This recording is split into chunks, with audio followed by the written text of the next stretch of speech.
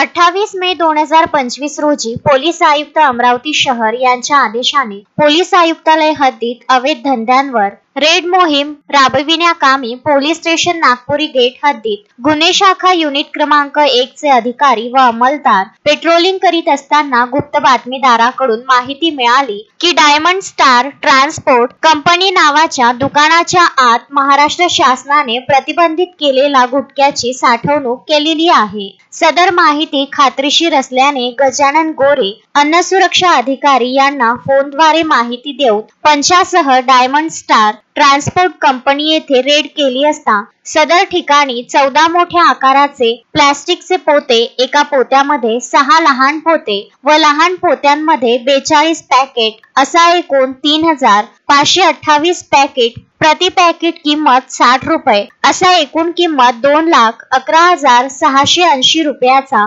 शासनाने प्रतिबंधित केलेला मुद्देमाल डायमंड स्टार ट्रान्सपोर्ट कंपनीचे पेढी चालक आरोपी नामे अब्दुल सलीम अब्दुल कादर वय 35 वर्ष राहणार छायानगर यांच्याकडे मिळून आल्याने सदर मालाबाबत त्यांच्याकडे विचारणा केली असता सदरचा माल हा आरोपी नामे प्रवीण ठक्कर राहणार नागपूर याचा असल्याचे सांगितल्याने फिर्यादी नामे गजानन गोरे अन्न सुरक्षा अधिकारी यांच्या फिर्यादीवरून दोन्ही आरोपितांवर पोलीस स्टेशन नागपुरी गेट येथे गुन्हा दाखल करण्यात आला असून पुढील तपास पोलीस स्टेशन नागपुरी गेट करीत आहे। शोएब खान, विदर्भ न्यूज, अमरावती।